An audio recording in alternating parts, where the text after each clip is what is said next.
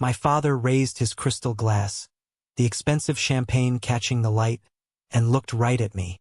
"We only invited you out of pity," he said loudly. "Don't stay long." Beside him, my sister laughed, wiping a fake tear. "You really are a failure." They brought me to their New Year's dinner just to humiliate me in front of their wealthy friends. I didn't scream. I just smiled, took a slow sip of my drink, and quietly walked out the door. What they didn't know was that I had the deed, the recordings, and the power to freeze their entire fake empire. 1 week later, the family cabin was sold. Their joint accounts were locked, and the bank statements started arriving. Before I tell you how their whole world collapsed, let me know where you are watching from in the comments below. I was sitting on the floor of my cramped Boston apartment, surrounded by stacks of yellowed archival documents. The radiator in the corner was clanking rhythmically, fighting a completely losing battle against the bitter December wind that was rattling the single-pane windows of my living room. My hands were dry and cracked from handling centuries-old paper all day at the museum, where I worked as a provenance researcher. It was a job I deeply loved, a job dedicated to protecting history and ensuring stolen artifacts were returned to their rightful owners. But my family never missed an opportunity to remind me that my salary barely covered the rent in a decent zip code, let alone afforded the luxury lifestyle they believed was our birthright. I reached for my mug of black coffee, my eyes burning from staring at the fine print of an 18th-century shipping manifest, when I heard the sharp, metallic snap of the mail slot on my front door. A small pile of letters hit the entryway floor with a soft thud. I pushed myself up, my knees popping slightly in the cold apartment, and walked over. Amidst the brightly colored junk mail flyers and a past-due electric bill was a thick, cream-colored envelope. I recognized the heavy, expensive cardstock immediately. It was the exact kind of textured paper that people with old money use when they want their cruelty to look perfectly elegant. There was no handwritten address, no personal touch at all. Just my name, Claire Holloway, printed in crisp, black, machine-generated calligraphy. My stomach tightened into a hard knot. I didn't even need to open it to know what was inside, but I slid my thumb under the thick wax seal anyway. It was an invitation to the Holloway family's annual New Year's Eve dinner at the Connecticut estate. There was no personal note attached.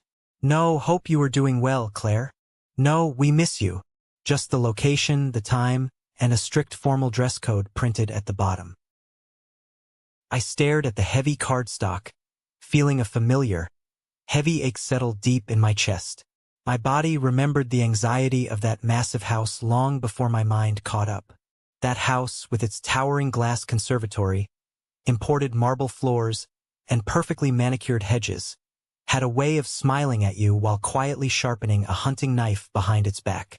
I walked over to the small kitchen counter, tossing the invitation next to the sink. I told myself I wasn't going. I was 29 years old.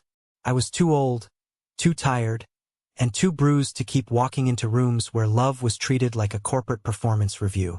Leaning against the cold laminate counter, I closed my eyes, and the memories I usually kept locked tightly away in the back of my mind started bleeding through.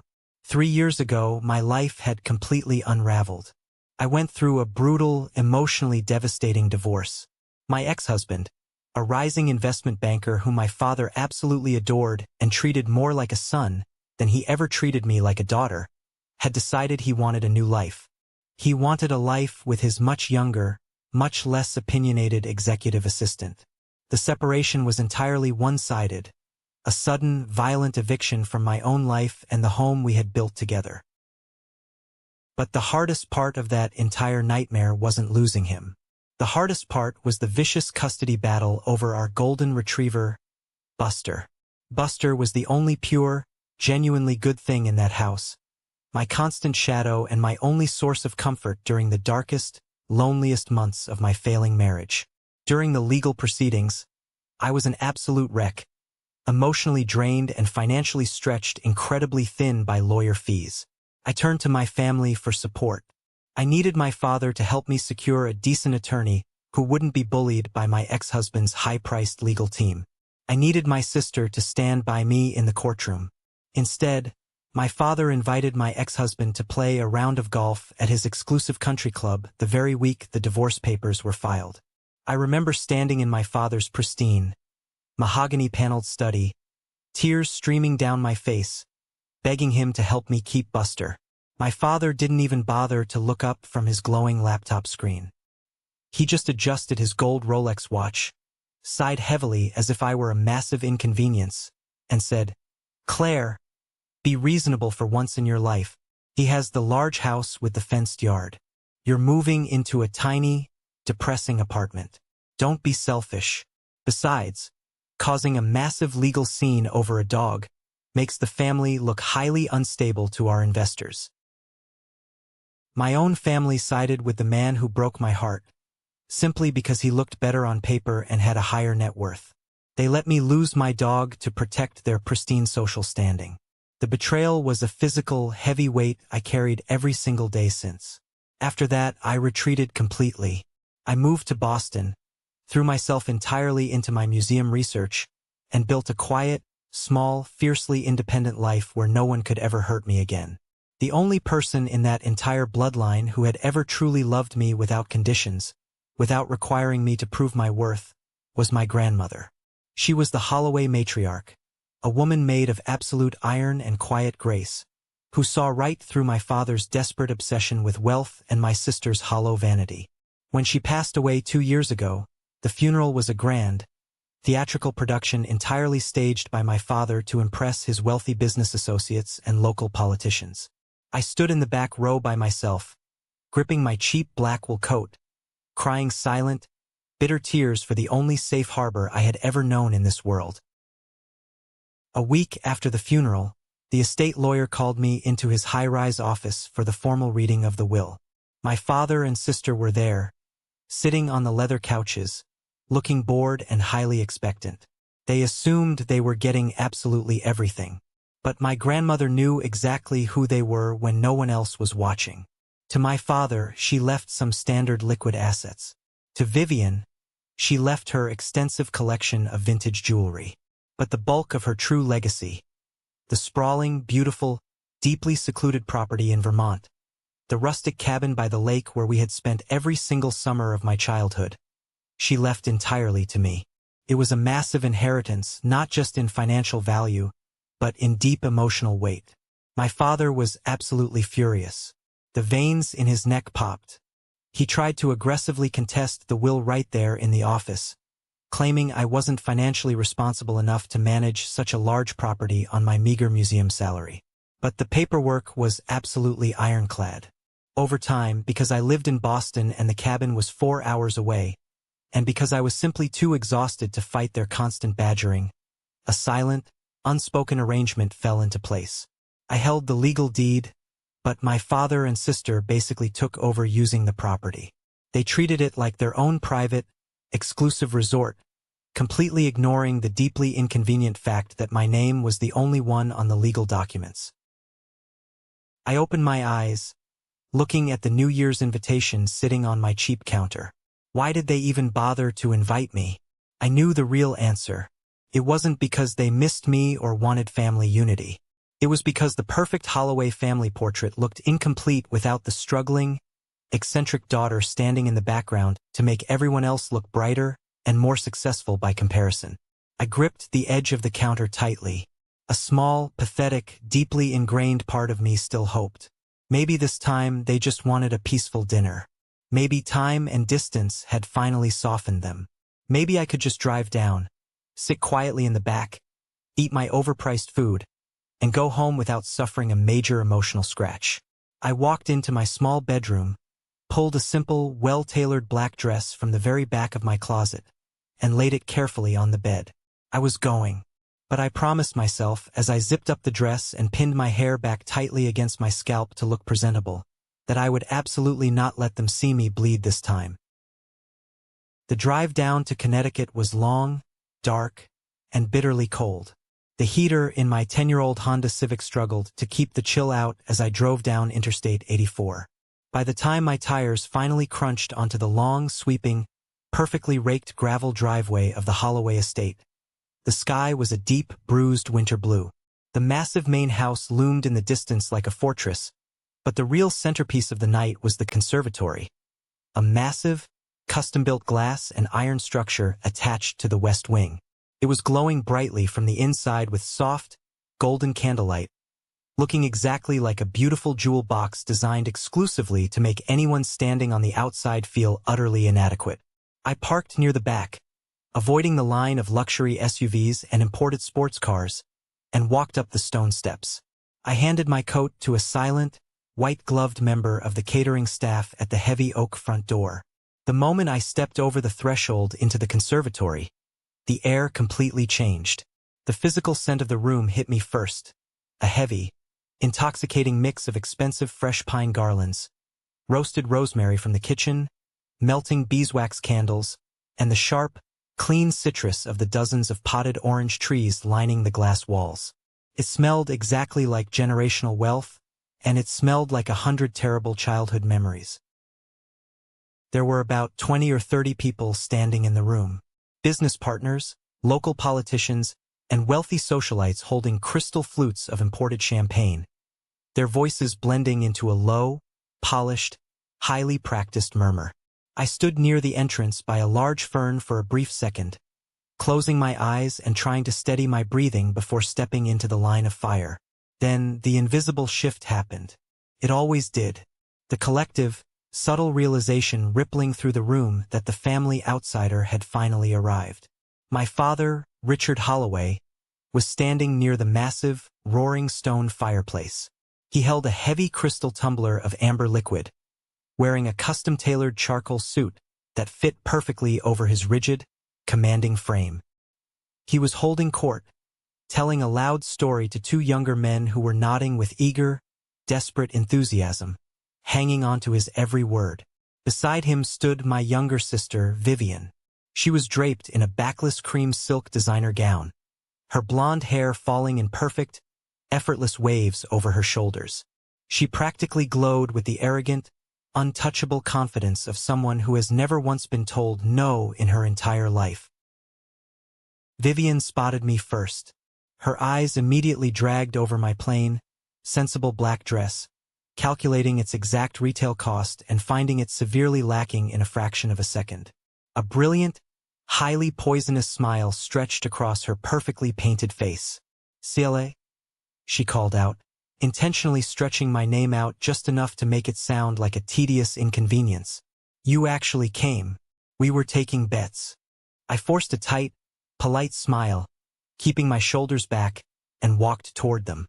"Invitations usually imply that you should show up, Vivian." "Good," my father said, cutting in smoothly before Vivian could respond. He gave me a slow, highly assessing look, starting from my practical, low-heeled shoes and ending at my unadorned neck. For a moment, I thought living in Boston had finally taught you how to avoid unwinnable situations. You look very comfortable, Claire." He didn't yell. My father never yelled in public. His absolute specialty was the quiet, surgical, smiling strike. It was textbook gaslighting wrapped perfectly in a compliment. Vivian laughed softly, a high, tinkling, musical sound that explicitly signaled to the wealthy guests around them that I was the punchline of an inside joke. "I'm perfectly fine, Dad," I said, keeping my voice incredibly level despite the heat rising in my cheeks. "We were just talking about Vivian's massive new promotion," my father said, turning his back slightly to me, redirecting his attention to his captivated audience, dismissing my presence entirely. "Director of Strategy for a global wellness brand. She truly understands value. She understands exactly how to project success to high-net-worth clients." He looked over his shoulder at me, his eyes cold. "How are things down in the dusty basement of the museum, Claire? Still digging through dead people's moldy paperwork? I certainly hope that government salary is finally enough to fix the broken heating in your apartment." A few of the guests chuckled nervously into their champagne glasses, their eyes immediately darting away to the floor to avoid direct eye contact with my public humiliation. My jaw locked tight. I dug my fingernails deep into the soft palm of my hand to stop them from shaking. Provenance research is incredibly important, I said, my voice steady despite the massive hammer beating wildly in my chest. It stops stolen art and forged history from being sold to museums. Vivian sighed loudly, taking a very delicate sip of her champagne. That always sounds so incredibly noble when you say it fast, Claire. But let's be entirely honest with ourselves. It's a cute hobby, not a real career. Dinner was formally announced shortly after by the head butler. The long dining table was an absolute masterpiece of intimidation. Heavy white linen, heavy antique silver cutlery, and low, flickering candles that forced everyone to look directly toward the center, where my father sat at the head like a medieval king surveying his lesser subjects. I was intentionally seated near the very far end, sandwiched between an elderly, half-deaf board member and a silent, terrified junior executive who looked like he wanted to disappear. The first hour and a half was a grueling masterclass in performative affection. Course after course was silently served by the staff: seared scallops, roasted duck, winter root vegetables, while the entire table was forced to listen to my father and Vivian endlessly stroke each other's massive egos. Then came the dessert service. A rich, dark chocolate tart was placed in front of each of us. The wine had been flowing very heavily all night, and my father's face was slightly flushed. He leaned back in his heavy, carved oak chair, tapping his silver spoon against his china coffee cup to instantly command the table's attention. Absolute silence fell over the room immediately. He looked down the long, intimidating expanse of white linen, his cold eyes locking directly onto mine. You know, he started, his voice carrying easily and clearly over the soft jazz playing quietly in the background.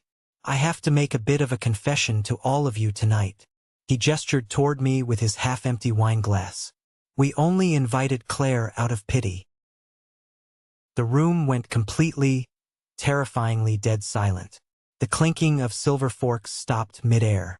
The junior executive sitting next to me literally froze, his breath hitching. My father smiled, a completely cold, empty, terrifying expression. I told Vivian earlier today, it would look absolutely terrible if we started the new year without including her at least once.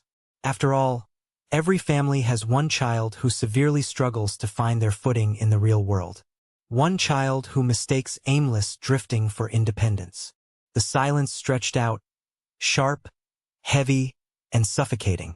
Then, a few guests, completely unsure if they were allowed to be horrified by a billionaire's cruelty, offered nervous, scattered, compliant laughter.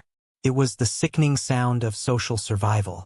Vivian leaned forward aggressively, resting her bare elbows on the expensive table, her eyes shining with pure malice. "Don't stay long, Claire," she said smoothly, her voice sugary sweet but heavily laced with pure venom. "I know this high level of success must be absolutely exhausting for you to witness up close. Doesn't it ever embarrass you? Walking into rooms like this and knowing deeply that you'll never be the person anyone is actually waiting for." I sat perfectly still. The blood roared violently in my ears. I looked slowly at the wealthy faces around the table. No one was intervening. No one was defending me. They were all willingly watching a blood sport, and I was the designated prey.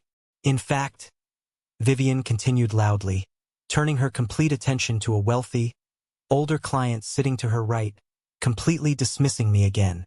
"I'm hosting a massive, highly private retreat for our top influencers next month at the family cabin in Vermont. It's the perfect backdrop for our new wellness campaign. The rustic, authentic aesthetic is incredibly on trend right now for our demographic."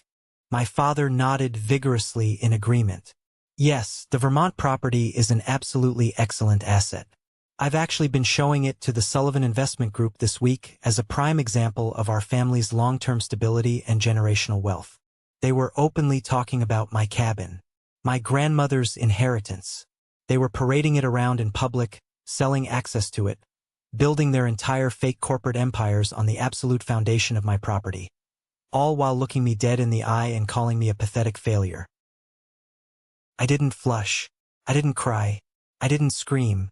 Instead, a strange, absolute, terrifying clarity washed over my entire body. the very last remaining string of hope I had for this family. The tiny thread I had held onto for years snapped completely and permanently. I slowly, deliberately set my heavy linen napkin on the table beside my untouched plate. I picked up my crystal water glass, took a slow, incredibly deliberate sip, and set it down on the table without making a single sound. "Excuse me," I said quietly, my voice slicing effortlessly through the heavy tension in the room. I pushed my heavy chair back and stood up. I didn't wait for a response. I turned my back on all of them and walked out of the dining room with my spine completely straight. I didn't immediately go to the front door to retrieve my coat. Instead, I walked down the long, heavily carpeted hallway and slipped silently into the estate's massive library. It was the only room in this entire terrifying house I had ever genuinely liked. The walls were lined with floor-to-ceiling mahogany bookshelves, and the air smelled deeply of old paper, lemon polish, and aged leather. It was completely, beautifully silent in here, a stark, necessary contrast to the echoing cruelty of the dining room I had just escaped. I walked over to the large, leather-topped executive desk sitting near the massive bay window. I needed a moment to breathe, to stop my hands from shaking violently, to collect myself before I drove 4 hours back to Boston.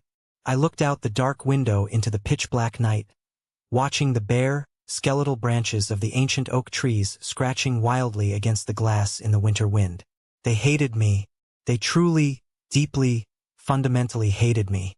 But they loved what I legally owned. I leaned heavily against the edge of the desk, resting my cold hands on the smooth leather surface.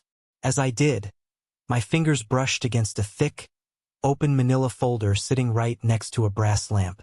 My father was incredibly meticulous about his business, but he was also incredibly arrogant.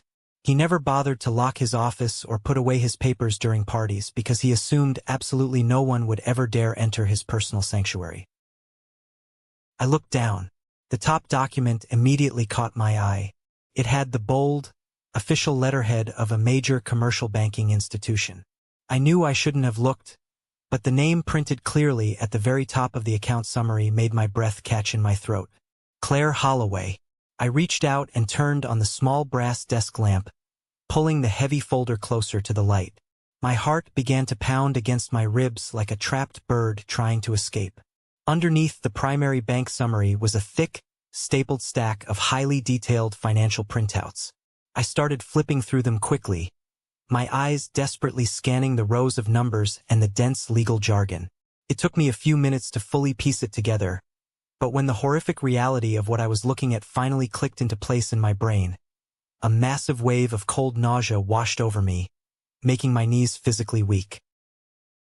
Because the massive cabin in Vermont was legally completely in my name, my father and Vivian had aggressively convinced me years ago to open a joint convenience bank account to easily handle the property taxes, the utility bills, and basic maintenance costs. They told me it was just for logistics, so they didn't have to bother me every time a pipe burst. I signed the paperwork at the time, handed them the debit cards, and never looked at the statements again. I foolishly trusted my own blood to pay for what they used. But they hadn't just paid the electric bill. I looked in utter horror at the credit card statements linked directly to that primary convenience account. There were hundreds of thousands of dollars in revolving charges. High-end catering services in New York, private black car services, luxury hotel stays in Europe, expensive spa treatments. Vivian was literally running her entire corporate influencer hospitality budget directly through my personal account to completely hide the massive expenses from her company's strict oversight board. She was committing corporate fraud using my name as a shield. Worse, much worse, I found a secondary, highly confidential file tucked underneath. It was a drafted, near-final proposal for a massive, multi-million-dollar commercial loan my father was desperately trying to secure for his failing global logistics company. He was secretly bleeding cash. And right there, listed explicitly under the informal collateral and asset stability section of his investor pitch deck, was the Vermont cabin. He was actively using the perceived ownership of my property to project massive financial solvency to his skeptical investors. He was building a massive, fragile house of cards on land he did not legally own. There was even a legally binding document detailing a massive college fund for my cousin's kids that my father had publicly promised to pay for to look like a hero, which was completely routed through complex lines of credit heavily secured by the equity of the cabin. I gripped the heavy edge of the desk so hard my knuckles turned completely white and ached. They weren't just using the house for weekend vacations. They were actively, aggressively, financially parasitizing me. They were using my clean credit history, my legal ownership, and my quiet, traumatized compliance to fully fund their extravagant, highly fraudulent lives. And then they had the absolute, unbelievable nerve to invite me to a formal dinner just to call me a pathetic charity case in front of their friends. The deep, heavy sadness I had carried for years evaporated in a single, blinding second. It wasn't replaced by explosive, screaming anger. It was replaced by something much more dangerous. Absolute, freezing, terrifying focus. I pulled my cell phone out of my small evening bag and aggressively dialed a number I knew by heart. It rang twice before he answered. "Daniel," I said, my voice completely flat and barely above a whisper. Daniel Mercer was my closest friend from grad school and currently one of the most ruthless, brilliant estate and financial attorneys operating in New York City. "Claire?" He sounded highly surprised. "It's New Year's Eve. Aren't you currently suffering at the Snake Pit in Connecticut?" "I am," I said, staring fiercely at the fraudulent financial documents spread across the desk. "Daniel, I need you to listen to me very carefully right now. You remember the Vermont property? And the joint convenience accounts?" "Of course I do. The ones I practically begged you to close 3 years ago. I want to sell the cabin. Immediately. And I want to sever every single financial tie to those accounts. I want them locked. Right now." There was a brief, heavy pause on the line. Daniel didn't ask if I was sure. He didn't ask if I was being overly emotional.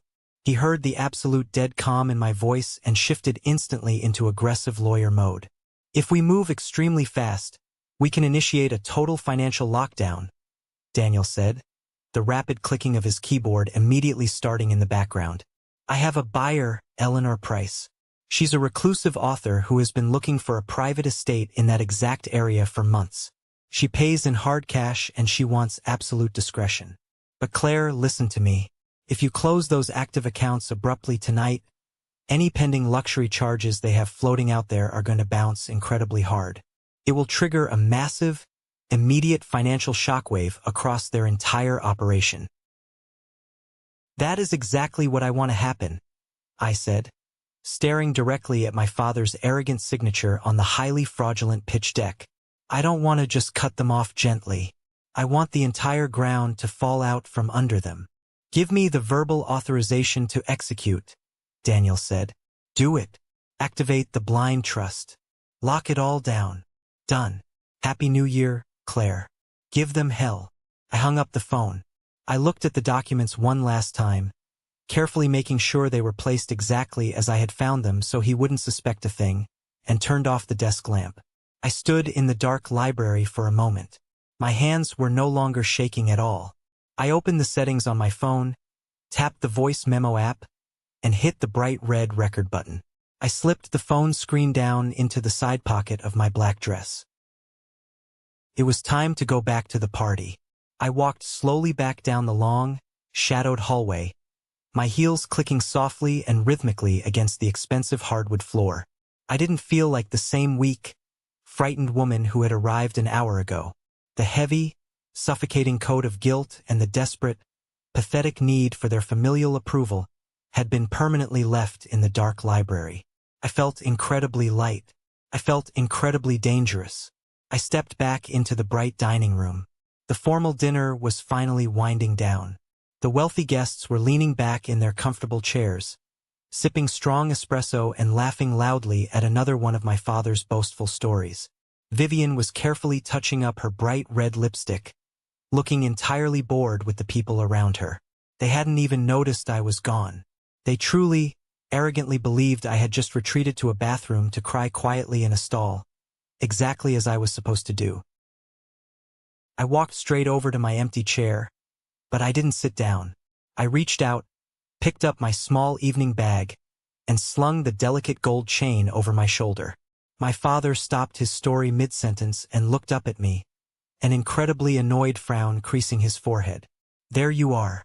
We honestly thought you had fled back to your little apartment in Boston. Are you leaving before the midnight toast? I am, I said, my voice incredibly clear and carrying easily across the sudden, heavy silence of the room. But before I go, I wanted to quickly let you know about a major decision I've made regarding my personal assets. Vivian paused, her expensive lipstick tube hovering right near her mouth. She let out a short, highly condescending laugh that echoed in the room. Your assets? What are you talking about, Claire? Are you donating your heavily used car to charity? I looked directly at her, holding her gaze with absolute, unblinking intensity until her arrogant smile slowly started to falter. I'm selling the Vermont cabin, I said completely flatly. If I had pulled a weapon and fired it directly into the expensive crystal chandelier, the physical reaction in the room couldn't have been more violent. Vivian dropped her lipstick in shock. It rolled across the pristine white linen tablecloth, leaving a bright, ugly red smear. My father physically recoiled in his heavy chair, his face instantly draining of all color before flushing a dark, terrifying, furious purple. The wealthy guests around them completely froze, suddenly acutely aware that they were permanently trapped in a vicious family war zone. That's not funny, Claire, Vivian snapped, her voice suddenly shrill and panicked. The polished, elegant persona completely vanished in a second. People are heavily booked there. My company has a massive executive retreat scheduled next month. You can't just joke about selling it. I'm not joking at all, I said, entirely unbothered by her panic. The buyer has already been secured. The legal paperwork is being drafted by my lawyer as we speak. My father stood up violently. The heavy oak chair scraped aggressively against the hardwood floor. He leaned far over the table, his eyes wide and wild, looking exactly like a desperate man who had just realized he stepped on a live landmine. You will do no such thing, he hissed, his voice dropping to a terrifying, guttural whisper meant to intimidate me. That cabin is family property. It is part of the Holloway legacy. You absolutely do not have the authority to disrupt my sensitive business arrangements. No, Dad, I replied, my voice perfectly steady and ice-cold. It's family mythology. Legally, the deed is solely in my name. You know that. You signed the probate papers at the lawyer's office after the funeral. You know exactly who owns it. You vindictive little bitch. My father spat venomously, losing every single ounce of his refined, aristocratic charm. The wealthy guests looked away, utterly horrified, staring blankly at their dessert plates. Do you have any idea what you're interfering with right now? I am finalizing a major corporate partnership. They are fully expecting access to that property as collateral. Then you shouldn't have built your entire financial stability on collateral you do not legally own, I said, watching the thick vein pulse violently in his neck. Vivian was entirely out of her chair now, rounding the table aggressively toward me. Her eyes were wide with pure terror. Claire, stop this right now. You are insane. You're doing this because you're incredibly jealous of me, because your husband left you and you have absolutely nothing. If you sell that cabin and lock those accounts, my firm will heavily audit my hospitality expenses. I will lose my promotion. I could lose my job. Maybe, I said, looking her up and down with absolute disgust. You should have strongly considered that before you spent tens of thousands of dollars on my credit line to fund your lifestyle, and then told a room full of people that I was a pathetic failure. My father stepped quickly around the table, standing only inches from my face. He tried to use his massive physical size to severely intimidate me, looming over me with a look of pure, unadulterated hatred. Listen to me very carefully, he said, his voice shaking with uncontrollable rage. You are going to walk out into the hallway right now, call whoever you just called, and completely reverse this. Right now. Because if you walk out that front door tonight with this ridiculous plan intact, I swear to God, Claire, I will cut you off completely. You will never use the Holloway name. You will never see a single dime of my money. You will die completely alone. It was the ultimate terrifying threat. The exact threat that kept me quietly obedient for 29 years. The profound fear of total abandonment. But looking at him right now, seeing the raw desperation and the ugly, greedy truth sweating profusely out of his pores, I felt absolutely nothing but profound disgust. I smiled. A real, genuine, deeply satisfied smile. "You can keep the name, Dad," I said quietly, looking him dead in the eye. "I'll keep the deed. And I'll keep the money." I turned firmly on my heel and walked out of the dining room. I didn't run. I took my absolute time. I walked out the heavy front doors of the conservatory and into the freezing, beautiful winter night. The cold air hit my face, clean and incredibly sharp. I reached deep into my pocket, pulled out my phone, and stopped the recording. 8 minutes and 42 seconds of my father and sister explicitly threatening me, openly admitting to using my property for unapproved business leverage, and confirming their full knowledge of the joint accounts. I got into my cheap car, started the engine, and drove slowly down the long gravel driveway. I didn't look back in the rearview mirror a single time. The war was officially declared, but they didn't even realize they had already catastrophically lost. The first morning of the new year arrived in Boston with a bitter, freezing wind that rattled the single-pane windows of my small apartment. Normally, a gray winter morning like this would make me want to pull the heavy covers over my head and hide from the world. But today was entirely different. For the first time in 29 years, I did not wake up with a heavy, sinking feeling in my chest. I did not wake up wondering what my family thought of me, or worrying if I was going to be the target of another passive-aggressive joke. I woke up feeling completely, undeniably awake. The morning after the disastrous New Year's Eve dinner, I did not shed a single tear. I did not pace the floor. I did not pick up my phone to apologize for causing a scene. Instead, I walked into my tiny kitchen, made a strong pot of black coffee, and sat down at my scratched wooden dining table. I opened my laptop and prepared to finalize the complete, systematic dismantling of their financial safety net. True revenge is rarely loud. It isn't found in screaming matches, dramatic television confrontations, or throwing drinks in people's faces. True, lasting power is purely administrative. It lives in spreadsheets, signature lines, and banking portals. It is entirely invisible until it is far too late to stop the momentum. At exactly 9 in the morning, my phone buzzed on the table, vibrating against the wood. It was Daniel, my lawyer. He had spent his entire holiday morning working through the complex legal structures we needed to establish to make this execution flawless. "Good morning, Claire," Daniel said, his voice crisp, alert, and entirely professional. "Are you sitting at your computer? We have a very tight, highly sensitive window to lock this down before the commercial banks open for standard business tomorrow morning. The second your father realizes what you've done, he is going to try and fight dirty." "I have my coffee, and my laptop is open," I replied, clicking the secure email portal link he had just sent over. "Walk me through the exact process." "First, we deal with the Vermont property," Daniel explained, the sound of heavy legal papers shuffling in the background. "Instead of a direct, immediate market sale, which could get incredibly messy if your father tries to aggressively file a frivolous injunction to stall us in court, we are transferring the deed completely out of your personal name. We are moving it directly into an irrevocable blind trust. Eleanor Price, our cash buyer, will lease the property exclusively from the trust for the next 6 months, while the final sale quietly processes in the background." I listened carefully, taking a slow sip of my hot coffee. "What exactly does that mean for them today?" "It means," Daniel said, a hint of deep satisfaction in his tone, "the moment you electronically sign this digital document, you are legally transferring total control to the trust. That means absolutely no one, not even you, can casually grant access to that property. The heavy gate locks are being changed today. A private security firm is already en route to physically secure the perimeter.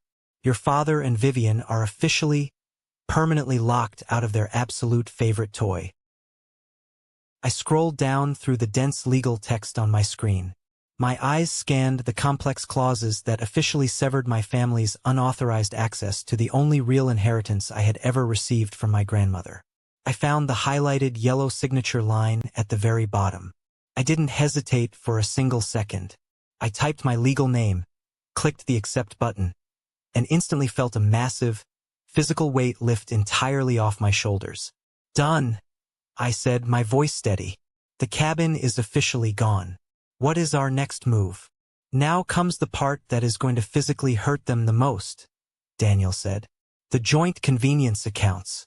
I have the direct authorization forms ready to submit to the primary commercial bank. We are instantly freezing and permanently closing all 4 high-limit credit lines currently attached to your name. We are also officially revoking all authorized user privileges for Richard Holloway and Vivian Holloway. I opened the next attached document. This was the exact master account Vivian used to secretly fund her lavish, fake corporate lifestyle.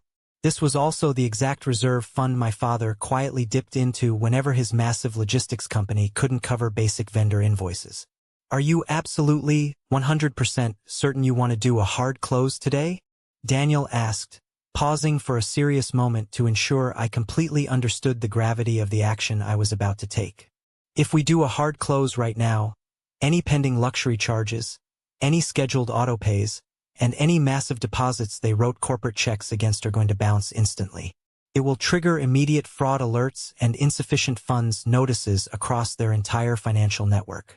It will be an absolute, undeniable financial bloodbath on their end.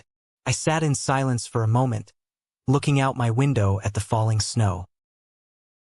I thought about my father casually telling a room full of wealthy strangers that I was only invited to dinner out of pity. I thought about Vivian looking me dead in the eye and calling me a total failure while she was actively spending my credit limit to buy expensive designer shoes and impress her bosses. I thought about how they both completely abandoned me during my brutal divorce, actively siding with the man who tore my life apart. I thought about how they forced me to lose custody of my dog just to protect their fragile, pristine social image. They never gave me a single warning when they broke my heart. I was absolutely not going to give them a warning when I broke their wallets.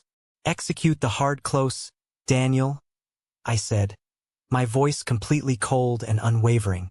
Shut off every single platinum card. Cancel every single autopay. Drain the reserve line back to 0 and lock the primary routing number. I want the financial umbilical cord completely, permanently severed. Executing right now, Daniel confirmed, the rapid clicking of his keyboard echoing over the phone line. I sat back in my wooden chair and watched the automated digital confirmation receipts flood into my email inbox one by one. Account closed. Access officially revoked. Card permanently terminated. Line of credit frozen. It took exactly 14 minutes to completely undo a decade of hidden financial parasitism. I didn't steal a single dime from my family. I didn't do anything even remotely illegal. I simply packed up the invisible financial scaffolding that had been quietly holding up their fake, glamorous lives and walked away. I closed my laptop, walked over to my living room window, and pressed my hand against the cold glass. I knew exactly what was coming. I knew the massive storm that was quickly gathering over the Connecticut estate, but for the very first time in my life, I wasn't afraid of the thunder. I had finally built my own shelter, and they were officially locked outside in the freezing cold. The fallout didn't happen immediately. The real world doesn't move as fast as a movie. It took exactly 7 days for the administrative poison to work its way completely through their fragile, interconnected financial system. But when the dominoes finally started to fall, they crashed with a spectacular, deeply satisfying violence. I didn't have to be physically present in the room to know exactly how it all went down. Between the frantic, screaming voicemails they left on my phone, the aggressive emails from my father's panicked corporate accountants, and the fast-moving, vicious gossip of the wealthy New England social circle, the picture of their destruction was incredibly clear. The first major, catastrophic blow landed squarely on Vivian.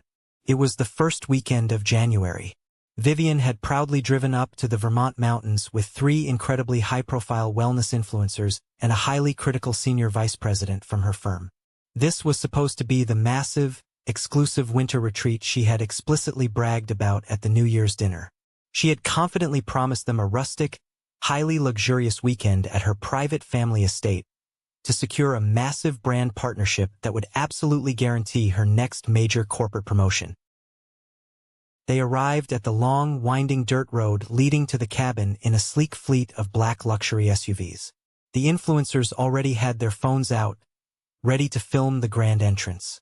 But when Vivian's private driver pulled up to the main driveway, they didn't find the welcoming, open wrought iron gates they expected.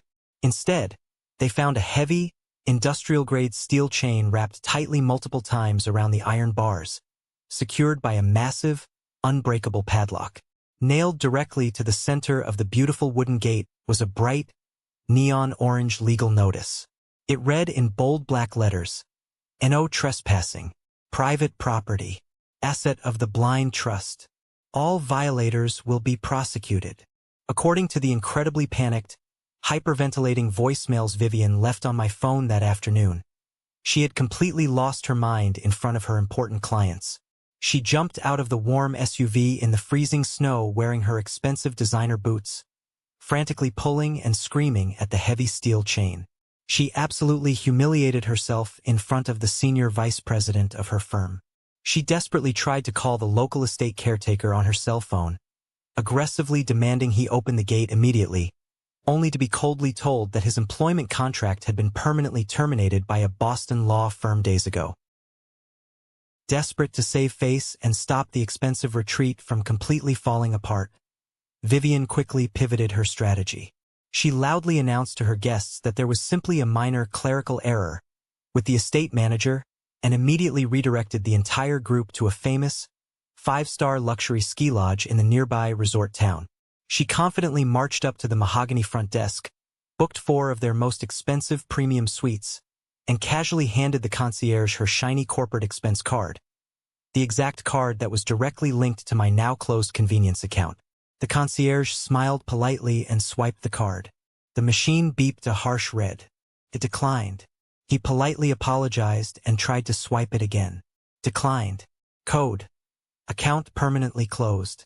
Vivian was standing in the busy, crowded lobby of a luxury hotel, surrounded by incredibly wealthy influencers and her direct boss, completely unable to pay for the rooms she had just loudly promised them. She scrambled through her designer purse to use her personal credit cards. But because she spent every single dime of her salary maintaining her fake, glamorous lifestyle, she didn't have the massive available credit limit required to cover a sudden, unexpected $15,000 luxury hotel bill. The highly anticipated retreat was instantly canceled. The influencers were absolutely furious and immediately posted about the highly disorganized disaster to their millions of followers, tagging Vivian's company. Worse, the senior vice president instantly realized that Vivian had been blatantly lying about owning the family property. He also realized she had been actively committing severe expense fraud by running unapproved corporate hospitality charges through an unauthorized, hidden bank account. By Monday morning, Vivian was forcefully suspended without pay. The massive promotion she had desperately bragged about completely vanished into thin air. Her entire professional career was suddenly hanging by an incredibly tiny, frayed thread. But Vivian's humiliating disaster was small compared to the massive financial earthquake currently hitting my father. Richard Holloway always deeply believed he was the smartest, most untouchable man in any room. He had spent the last 3 years quietly bleeding cash from his global logistics company, desperate to secure a massive new round of funding from the Sullivan Investment Group to keep his entire operation afloat. He had built his entire investor pitch on the absolute illusion of massive, untouchable personal wealth. On Wednesday morning, the Sullivan Group's aggressive legal team requested the final, certified proof of personal assets before signing the multimillion-dollar loan agreement. They specifically requested the updated deed and the current market appraisal for the Vermont property that my father had explicitly listed as informal collateral in his pitch deck. My father confidently called his corporate lawyer to pull the public county records, fully expecting to see my name, assuming he could easily bully me into signing over a property lien later that week. Instead, His lawyer discovered that the property had been entirely transferred into an untouchable blind trust. My father had absolutely zero legal connection to the massive asset he had heavily bragged about to a room full of billionaires. He had explicitly lied on a major, legally binding financial document. The Sullivan Group instantly pulled their massive investment offer off the table, citing a complete, fundamental lack of trust and severe misrepresentation of corporate assets.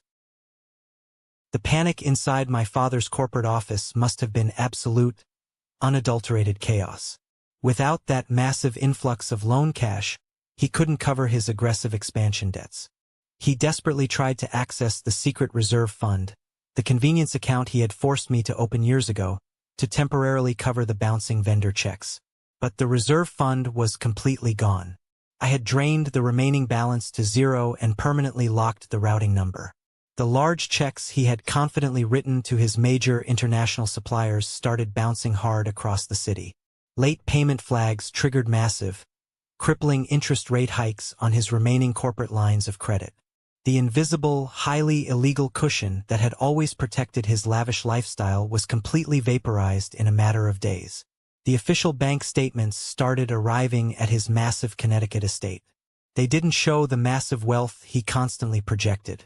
Instead, they showed a terrifying, undeniable string of zero balances, reversed payments, and aggressive account closure notices.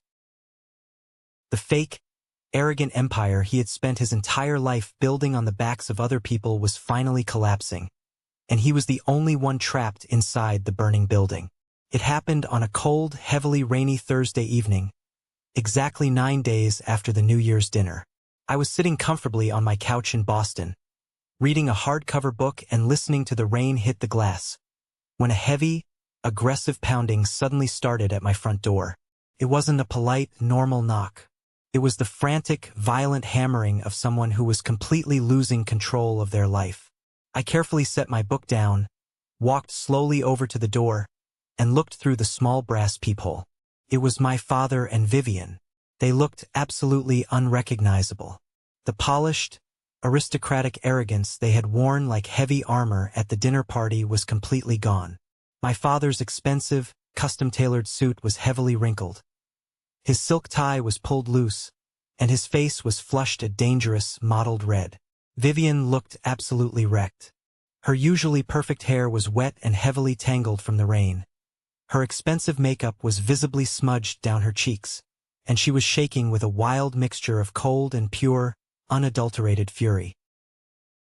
I calmly unlocked the deadbolt and slowly opened the door, deliberately leaving the heavy security chain firmly attached. I looked out at them through the narrow 3-inch gap. "What do you want?" I asked, my voice completely flat, showing absolutely no emotion. "Open this damn door right now, Claire!" my father roared, aggressively grabbing the edge of the wooden door and trying to violently yank it open, only to be stopped hard by the heavy steel chain. "Open this door before I call the police and have them break it down. You're currently trespassing in my building," I said calmly, leaning slightly against the doorframe, totally unbothered by his rage. "Lower your voice immediately, or I will gladly call building security and have you both escorted out to the street in handcuffs.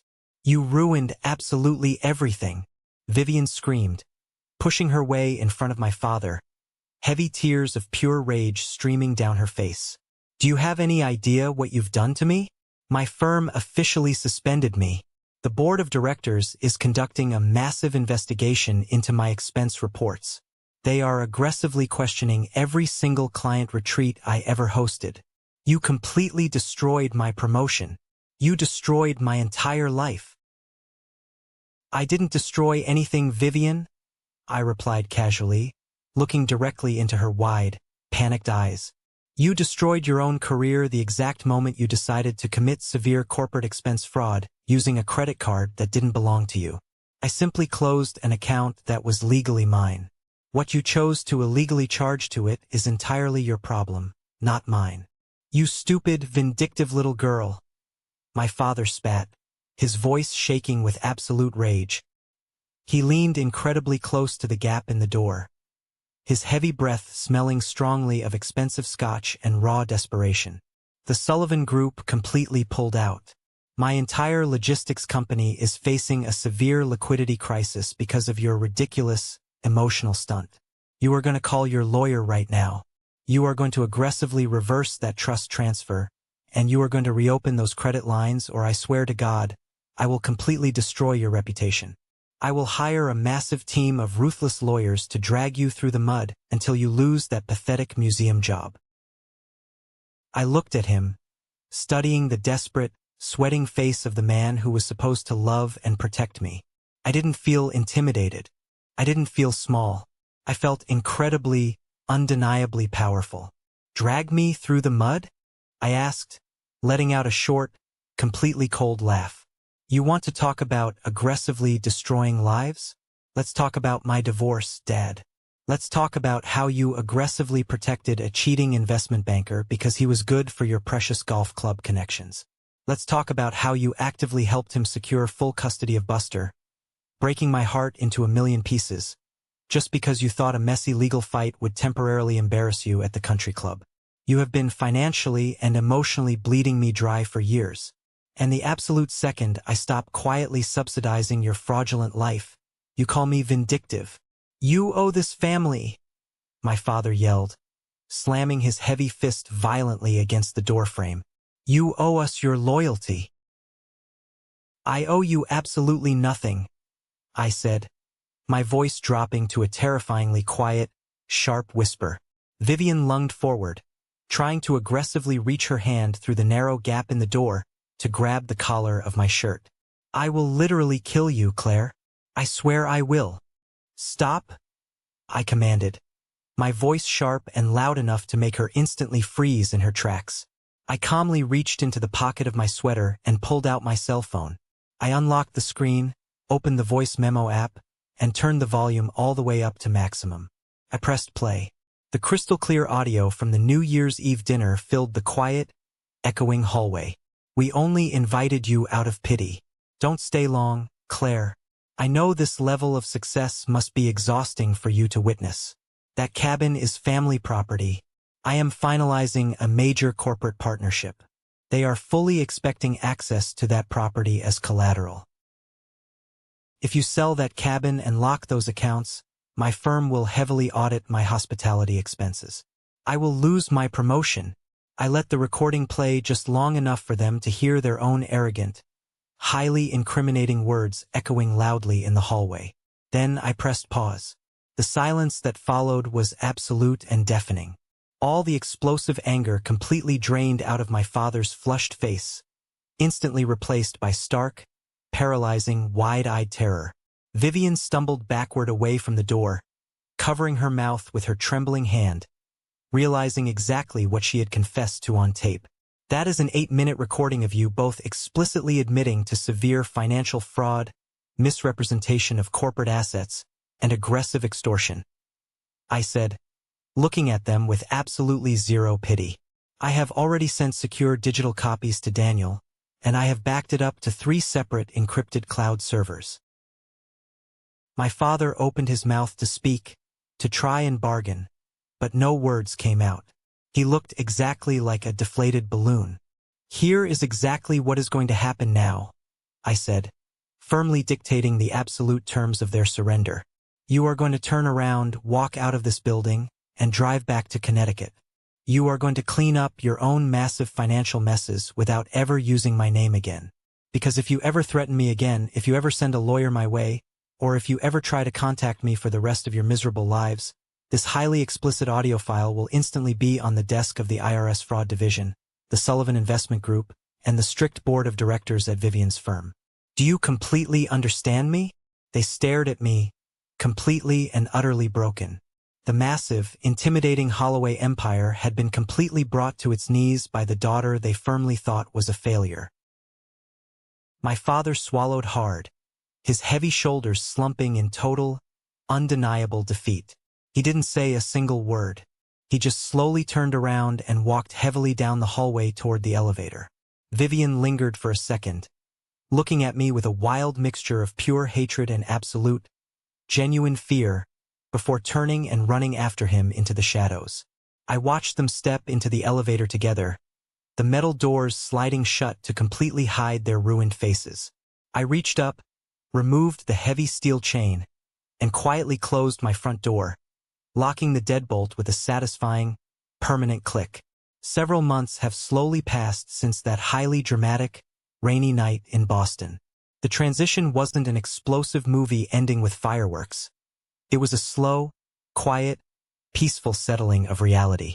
I read the financial news occasionally, just to keep an eye on the massive ripples I caused in their world. My father's massive global logistics company didn't go completely bankrupt, but the severe liquidity crisis aggressively forced his hand. He had to quickly sell off 40% of his heavily guarded personal shares to a rival private equity firm just to cover his massive debts and keep the doors open. He was no longer the undisputed king of his own corporate boardroom. He was just another stressed, aging executive desperately answering to angry shareholders. His massive Connecticut estate, the site of the dinner party, was quietly listed for sale last month. As for Vivian, she incredibly didn't get fired, but the damage to her professional reputation was absolute and permanent. The firm's strict internal audit uncovered years of highly questionable hospitality expenses. She was permanently stripped of her corporate card, formally demoted from her management track, and heavily reassigned to a low-level desk job analyzing market data in a windowless office. The massive promotion she had desperately bragged about went directly to a younger, much more competent woman. The glamorous, influencer-heavy lifestyle she had built entirely using my credit line completely evaporated overnight. I haven't spoken a single word to either of them since I closed my apartment door that night. I didn't officially block their phone numbers. I simply stopped answering, letting their occasional, pathetic, desperate voicemails echo quietly into the void until they eventually gave up completely. Right now, I am sitting in my small, quiet apartment in Boston. The radiator in the corner is still clanking slightly, but it really doesn't bother me anymore. I have a warm cup of chamomile tea in my hands, and the early spring sunlight is finally streaming brightly through my windows, warming the floorboards. I honestly thought that cutting off my own bloodline would eventually leave me feeling incredibly empty or deeply guilty.